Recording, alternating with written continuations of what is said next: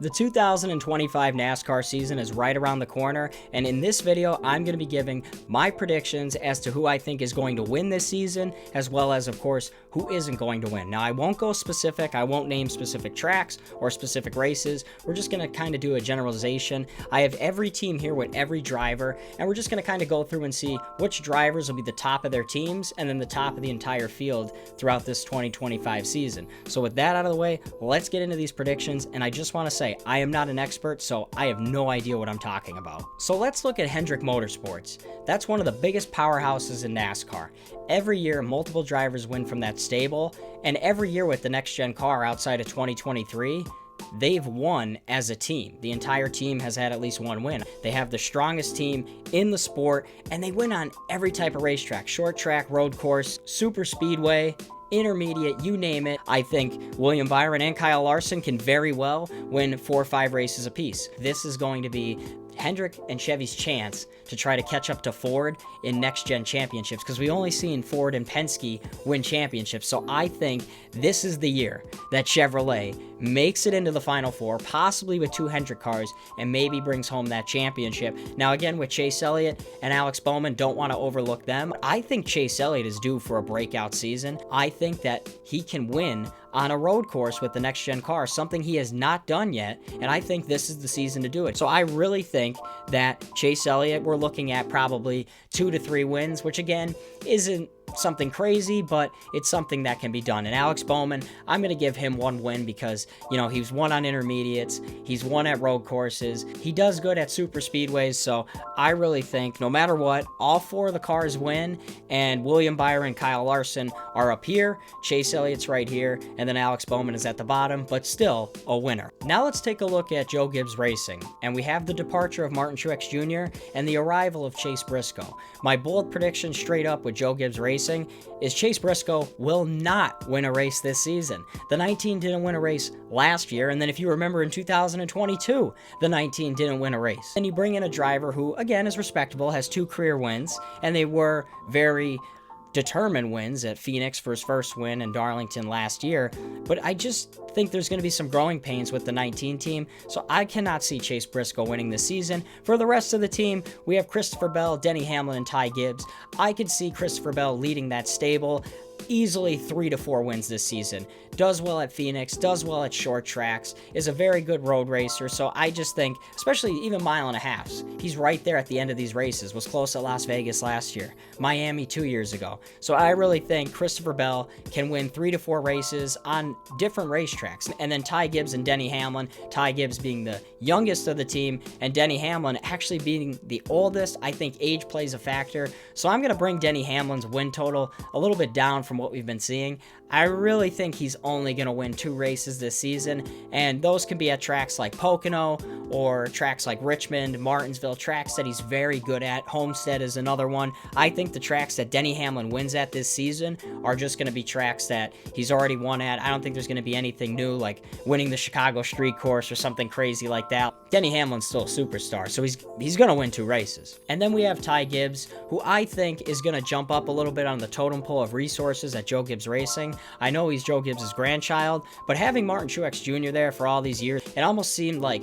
Ty Gibbs was at the bottom of the totem pole. So now I think he's going to jump up above Chase Briscoe, and I think it's kind of going to be equal with what Denny Hamlin has. I think Christopher Bell is going to win the most races at Joe Gibbs Racing, but I think Ty Gibbs and Denny Hamlin are going to have somewhat of equal setups and equipment, and then I think Chase Briscoe will be low. But to talk about Ty Gibbs, I think he gets his first career win this season. I don't have a track in mind, but I wouldn't be surprised if it was somewhere like 1.5 miles, like Las Vegas, like Kansas, or even possibly a road course where he got his first career Xfinity win. So now let's look at RFK. They added a 3rd car. Last year, Brad Keselowski wins at Darlington in the spring, but again, it was because of Tyler Reddick and Chris Buescher both roughing each other up, and Brad Keselowski just gets by and wins the race. He was close in the Coke 600, he was close at Texas, he was close at a lot of tracks, so he was close to Talladega. So it's not like that 1 win was a fluke. He's been right there. But now we add Ryan Preece into that. Now, I don't think that Brad Keselowski and Chris Buescher don't win at all. I think Brad Keselowski wins one race this season. I finally think he gets a super speedway win, his first one since 2021 Talladega, because he's been close so many times. I mean, so many times he's been right there, and it just hasn't worked out for him. Now, Chris Buescher, I can really see getting back to how he was in 2023. He got pushed around certain points of the season, and then, of course, that Kansas finish where he finished second, he thought he won. I could see Chris Buescher coming back strong and winning 3 races just like he did in 2023. Now let's talk about Ryan Preece. Best equipment he's ever had, best opportunity. Unfortunately, I do not see Ryan Preece winning this season. I don't know how you could see it. Yes, he might do well at short tracks. The short track racing is a lot different, so if he gets ahead and gets track position, but that's the only thing that I can see happening for him to be able to win. Not going to be on a road course, not going to be at an intermediate. It has to be a short track or a super speedway, and I'm taking guys who have more skill and talent than him at those types of racetracks. So Ryan Preece will not win this season, but the other 2 cars will win. Now we go to another team that added a 3rd car, and that's Trackhouse. And I really think Trackhouse is on the cusp of becoming a powerhouse team. Now, they're not there yet, but I really think that they can win a lot of races this season, especially with Shane Van Gisbergen piloting the number 88 full-time. Straight up, I'm going to say it, SVG is winning at least 2 road course races.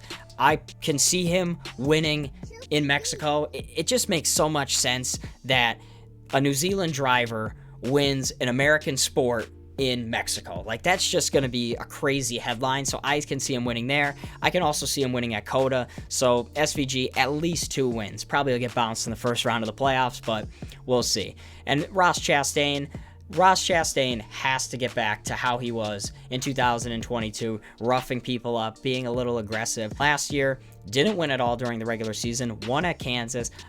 I can see him getting back to how he was in 2022. He's a very talented driver on all different sorts of racetracks. I can even see Ross Chastain winning a road course. I can see him winning at COTA again. I know I just said SVG, but any of the Trackhouse cars can realistically win the road course races. Seriously, like, that is a team that all of those drivers are very talented at road courses. So Ross Chastain, I'm going to say 2 wins. Now for Daniel Suarez, unfortunately, if you're a fan of him, again, I'm no expert, but I don't see him winning.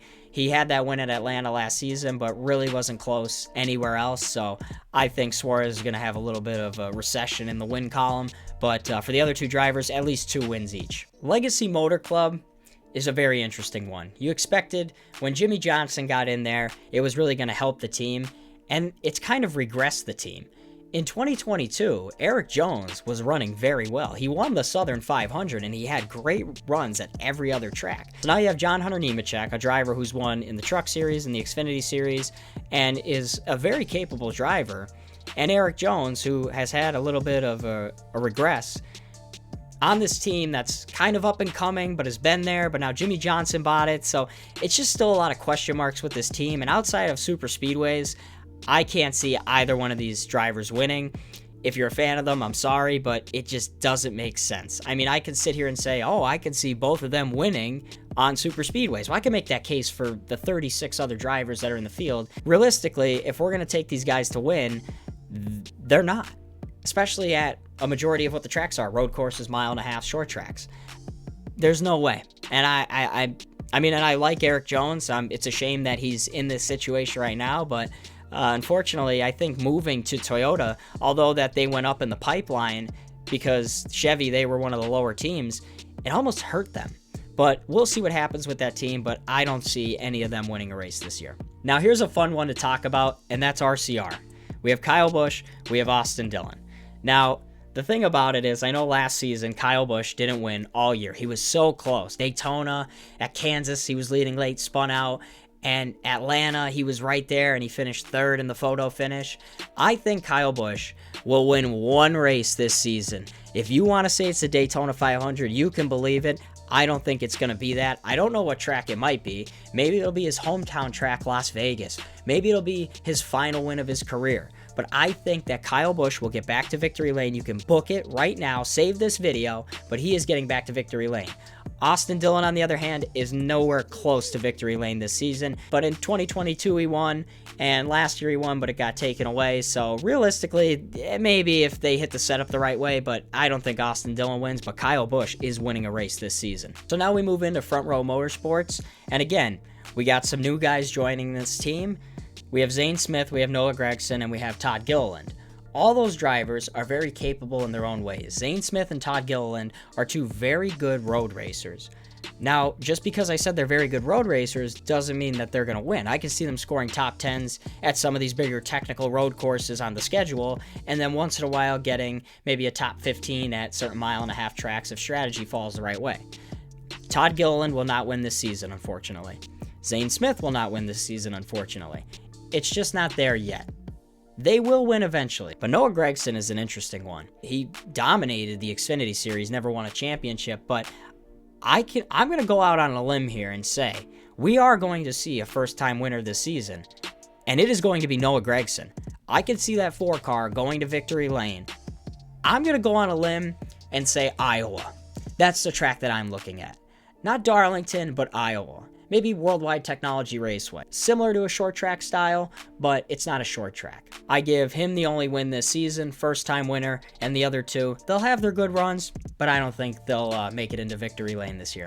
All right, let's talk about Colleague Racing. Now, Colleague has AJ Allmendinger coming back up to Cup again full time. It's like he goes down, he comes up. He goes down, he comes up. It's like, can we make up our mind? And now we have Ty Dillon piloting the 10. I don't know what that is. But honestly, I could see Ty Dillon getting top 10s on super speedways, because when he was in the 77 car in 2023, there were super speedway races where he was like right there at the end and like was close to getting top 10s. And that was the 77. Now, of course, AJ Allmendinger is a master of road courses, but I just think with having SVG, having Chris Buescher, having Ross Chastain, having a lot of these guys who are also very good at road courses, I just think that there isn't a chance for AJ Allmendinger to win. Maybe the Charlotte Roval. I think that's a track that he's won at 4 years in a row with the Xfinity Series, and then he won in the Cup Series.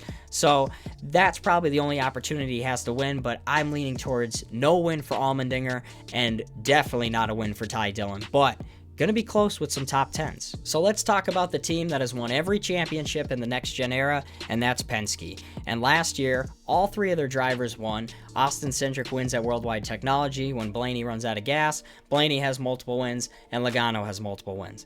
Now, we have the odd year, and we have Joey Logano.